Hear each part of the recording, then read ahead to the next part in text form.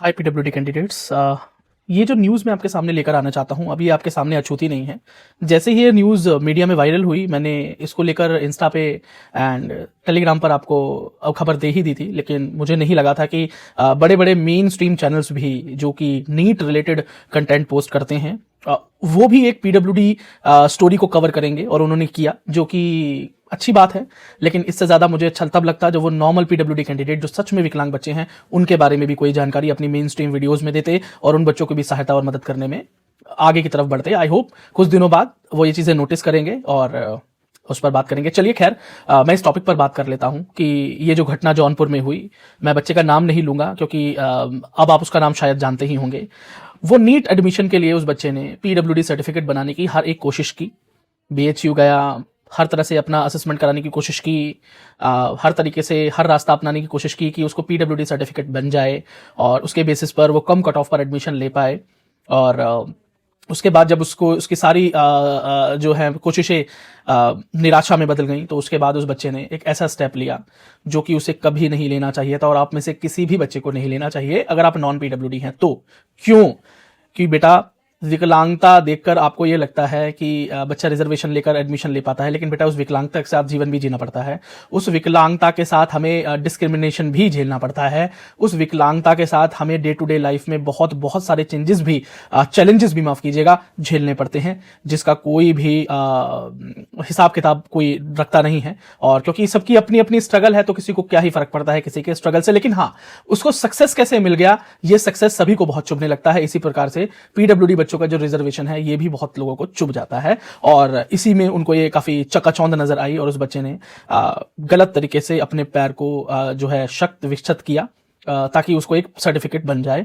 लेकिन वो कहानी बाद में पकड़ी गई, पुलिस इन्वेस्टिगेशन के अंदर सच्चाई सामने आई और पता चला कि ये कार्य उस बच्चे ने खुद ही किया था, जो कि शायद इस वजह से उसने किया था कि अगर उसका एडमिशन हो जाएगा तो उसका जीवन बेहतर होगा। और शायद ये कोई प्रेम या रिलेशन वाली बात भी है, मे बी शायद ये एंगल हो भी सकता है। मैं किसी की पर्सनल लाइफ पर कोई कमेंट नहीं करना चाहता। जिस भी वजह से वो यहाँ सिलेक्शन लेना चाहता था, उसका कोई ना कोई लाभ वो लेना चाहता था। तो सबसे पहली बात, इस एंगल को मैं इस बात को मैं एक अलग एंगल से भी आपके सामने प्रेजेंट कर देता हूं, क्योंकि हम पीडब्ल्यूडी बच्चों के लिए ही हैं, उनके साथ ही हैं, उनकी वजह से ही हैं।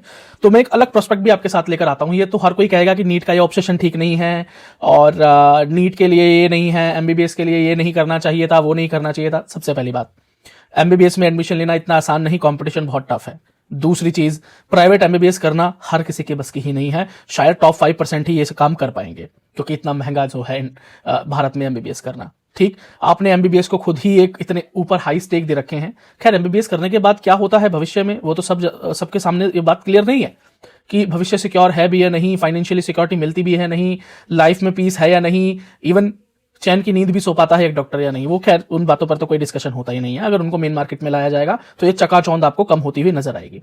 इसी चकाचौंध के चक्कर में पेरेंट्स भी पड़ जाते हैं, लोग भी पड़ जाते हैं, और डॉक्टर होना अपने आप में एक बड़ा स्टेक माना जाता है कि भाई डॉक्टर है तो फिर अब वो करोड़पति तो हो ही जाएगा। शायद इस वजह से उस लालच में ये काम किए गए। मैं आपको एक बिल्कुल अलग तरह से इस चीज को लेकर चलता हूं, क्योंकि इस तरह की ज्ञान की बातें तो सब कोई करता है, बातें ठीक भी हैं, गलत नहीं है, लेकिन ये ज्ञान की बातें दिमाग में घुसती नहीं है। तो मैं आपको एक बात बताऊं कि अगर कोई वो बच्चा जिसने इस प्रकार का कृत्य किया है, क्या उसे रिजर्वेशन मिल जाता अगर ये बात पकड़ी ना जाती? तो ये है क्वेश्चन, ये है मेन क्वेश्चन। अगर वो मेन स्ट्रीम में बात नहीं आती, वो बात पकड़ी नहीं जाती, तो क्या वो रिजर्वेशन ले पाता या नहीं ले पाता? पहली चीज। दूसरी चीज, क्या ये एक सिंगल केस है जहां पर खुद को मैनिपुलेट किया गया इस तरीके के काम के लिए, या इससे पहले भी ये चीजें हुई हैं और मेन स्ट्रीम नहीं हुई? है ना, शायद आपने इस तरह की चीजें सोची हो। तो मैं आपको एक बात बता दूं कि इस बच्चे ने जो काम किया, इसकी वजह से इसको रिजर्वेशन मिलने के चांसेस नहीं है। पहली बात, विकलांगता 40% होनी चाहिए, और 40% विकलांगता कम विकलांगता नहीं होती, काफी अधिक विकलांगता होती है। एक सामान्य व्यक्ति वो नहीं रह सकता अपने जीवन में, इसीलिए हम उसे बेंचमार्क डिसेबिलिटी का नाम देते हैं।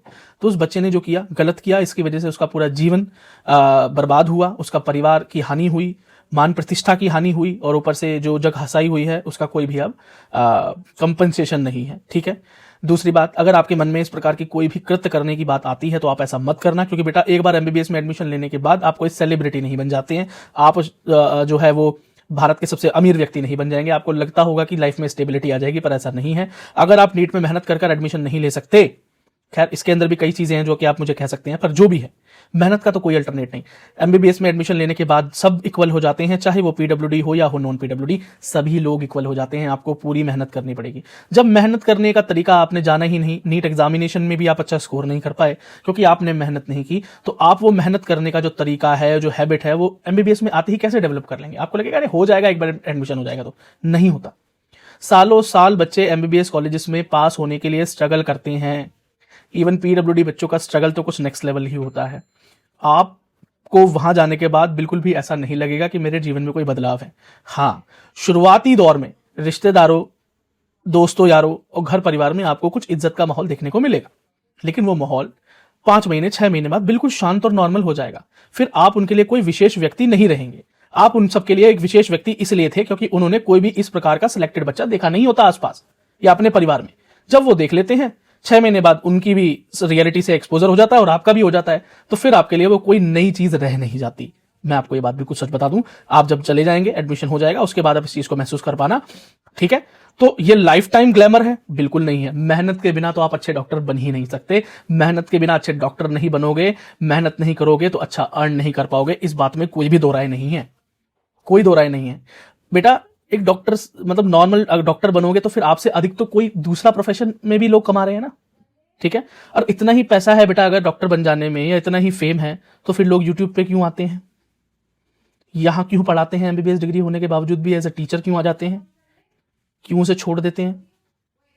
बहुत सी चीजें हैं बेटा जिसका एक्सपोजर आपके सामने नहीं है। अगर वो एक्सपोजर आपके सामने रखा जाएगा तो ये बनी बनाई मार्केट ध्वस्त हो जाएगी, ठीक? तो प्लीज बच्चों, अपने शरीर के साथ खिलवाड़ मत करना। अपने शरीर के साथ अगर आप खिलवाड़ करोगे तो इतने कॉम्प्रोमाइजेस आपको पूरे जीवन करने पड़ेंगे कि फिर आपको दुख होगा। क्योंकि उस बच्चे ने अपने साथ जो किया, या इसके अलावा जो बच्चे ऐसा काम कर चुके हैं, मैंने आपको इनडायरेक्टली बता दिया, वो लोग विकलांगता को तो प्राप्त हो जाते हैं लेकिन वो कभी नॉर्मल नहीं हो पाते। उनके जीवन का कॉम्प्रोमाइज कभी फिर खत्म नहीं होगा। वो हमेशा एक विकलांग बने रहेंगे और इस बात को जानते बूझते कि वो सही थे और वह ऐसे हो गए। आप किसी विकलांग व्यक्ति से पूछिए कि आपको जीवन में क्या चाहिए? जिसके पास पैर ना हो, हाथ ना हो, आंख ना हो, वो क्या कहेगा कि मैं एक डिग्री चाहता हूं, एक एमबीबीएस कॉलेज में एडमिशन चाहता हूं? वो आपसे कहेगा मैं दुनिया देखना चाहता हूं, मुझे आंखें चाहिए, मैं दौड़ना चाहता हूं, मैं चलना चाहता हूं, नॉर्मल लोगों की तरह स्पोर्ट्स में जाना चाहता हूं, मुझे पैर चाहिए, ठीक है? या मैं एक्टिविटीज करना चाहता हूं, मेरे हाथों की वजह से मैं नहीं कर पाता, मुझे मेरे हाथ चाहिए। मेंटल डिसऑर्डर से जो बच्चे ग्रस्त हैं, वो लोग क्या चाहते हैं कि वो नॉर्मल हो जाए। उनके परिवार वाले क्या चाहते हैं कि उसे एमबीबीएस सीट मिले? नहीं, कि वो नॉर्मल हो जाए। समझ रहे हो बेटा? सिर्फ एमबीबीएस एडमिशन ले लेने से ही आपका जीवन नहीं बदलेगा। मेहनत के बिना तो जीवन बदल ही नहीं सकता। हार्ड वर्क के बिना तो जीवन बदल ही नहीं सकता। सक्सेस के लिए कोई शॉर्टकट काम आता ही नहीं है। सच तो ये है, यही सच है बेटा। अगर आपको कोई सक्सेसफुल आज नजर आ रहा है तो उसने अपने जीवन में मेहनत की है, चाहे वो फील्ड कुछ भी हो, तभी वो आज टॉप पर है, या आप उसे फेमस या सक्सेसफुल कह सकते हैं। फ्लूक नहीं है वो, ठीक? तो अगर आप इसलिए खुद को कॉम्प्रोमाइज कर देंगे कि समाज में आपकी इज्जत होगी, नहीं। बताओ उस बच्चे की क्या इज्जत है? अब नहीं होगी इज्जत, नहीं चाहिए ऐसी इज्जत, ठीक? अपना ध्यान रखें, मेहनत करें, और आपको नेचर ने, आपको भगवान ने, परमात्मा ने, आप जिस पर भी यकीन करते हैं, इतना सुंदर, इतना अच्छा शरीर दिया है, उसको बर्बाद ना करें, ठीक है? खैर, इसी के साथ मैं चाहता हूं आपसे इजाजत। मिलता हूं आपसे फिर से किसी और वीडियो में। मैं चाहता नहीं था कि मैं इस टॉपिक पर वीडियो बनाऊं, लेकिन जब मैंने देखा कि हर कोई अपना अपना व्यू इस पर रख रहा है, तो मुझे लगा कि एक व्यू मुझे भी दे देना चाहिए। क्योंकि जहां पर बात आती है पीडब्ल्यूडी और नीट, तो वहां पर एसवीपी इंस्टीट्यूट जरूर सामने आता है। तो हमारे थॉट्स क्या हैं, मेरे थॉट्स क्या हैं, वो मैं आपके सामने रखने आया था। आई होप आपको पसंद आया हो। बाकी आप अपने सुझाव जरूर कमेंट सेक्शन में दीजिए। मिलता हूं आपसे अगली वीडियो में। Do subscribe the channel.